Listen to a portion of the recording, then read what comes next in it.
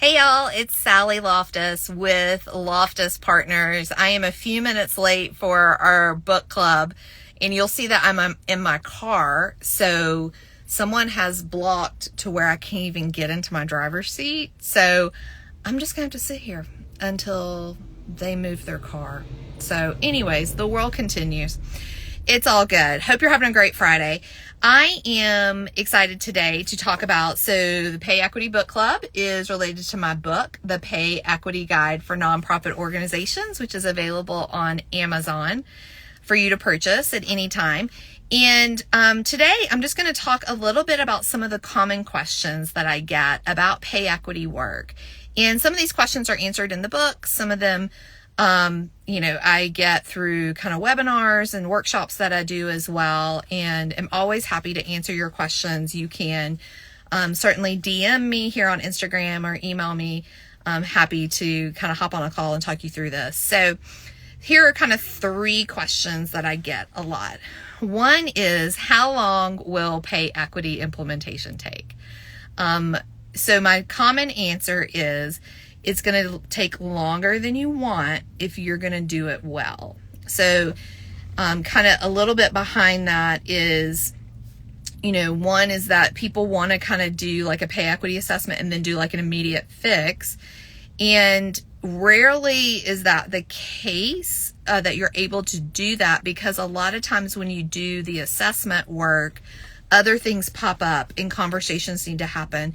And a lot of times it's, updating maybe your salary ranges or updating some job descriptions, things like that, and having some of those strategic conversations. So if you don't have a compensation philosophy, you can see my video from last week about doing that. But, that's going to take some time to develop if you want to do it well, because it's going to be connected to your talent strategy.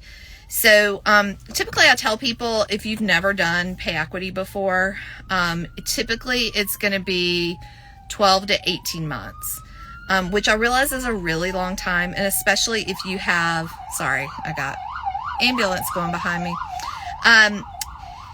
Especially if you have employees that are really frustrated and want you to do some stuff now, and you can do some stuff now in that process, but to kind of get a structure in place and get the buy-in and the financial planning and all of that, it's going to take some time, because you're going to set up a system that you can keep for a while. So that's usually my answer, is how long does it usually take? So another question I get is like, why should I care about pay equity? And, if there's like a leader or something like that, sometimes, people will be like, oh, young people these days, all they want is more money, things like that, or people just need to learn how to pay their dues. And so my question is, or kind of my answer around why should I care about pay equity, is that we've had a huge adjustment in our world in the last 5 years. Long term, it's going to look like a blip, but it hadn't felt like a blip, has it? Really, see, there you go, y'all. I'm in a car, so you never know when I might disconnect. So there's a lot that's changed in the last 5 years, and specifically the cost of living, and this is across the world, y'all. This is not just a United States thing. The cost of living has outpaced, if you kind of look at some of the data, it might show that wages have increased more in the last 5 years than the rate of expenses. But why that's happened is because pay was so far behind. So like I heard a statistic the other day that wages have increased 21%. I think, and then in expenses had only increased 19%. Well, a lot of that wage increase was catch up.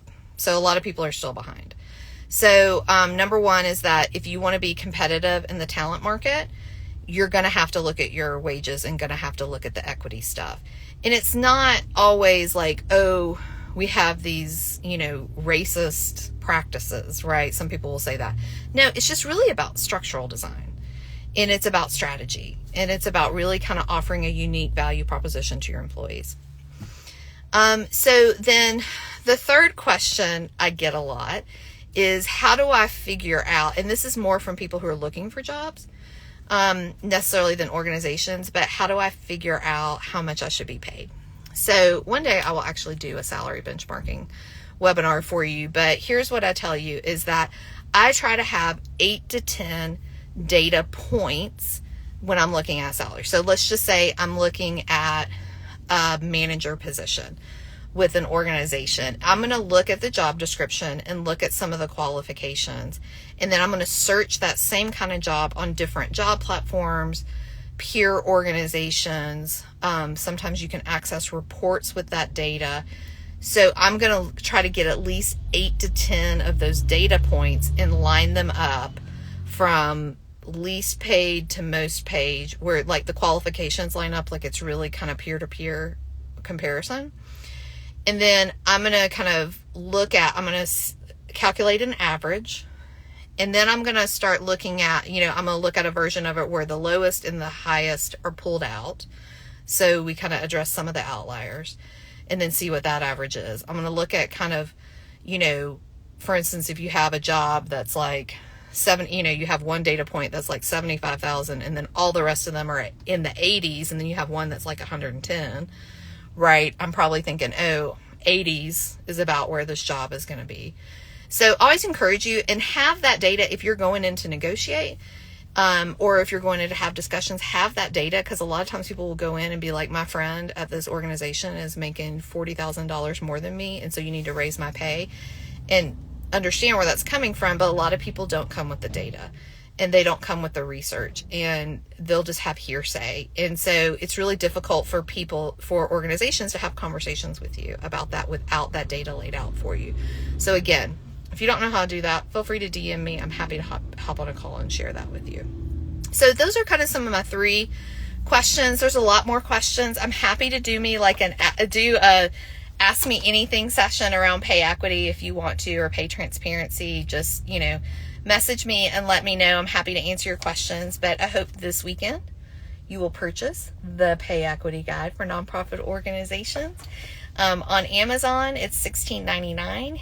And you can also join the Pay Equity Collective. There is a free version that is on my website at loftuspartners.com. You can join. I'm actually going to add a new cost of living study there next week. I'm going to be in Austin, Texas, and we'll add that.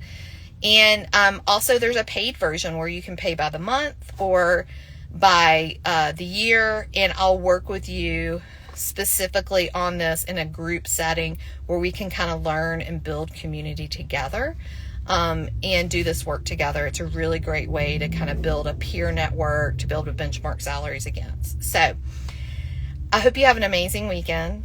Thank you for joining me today. Thanks for being patient with my connection issues and being late, and mind the pay equity gap. Bye, y'all.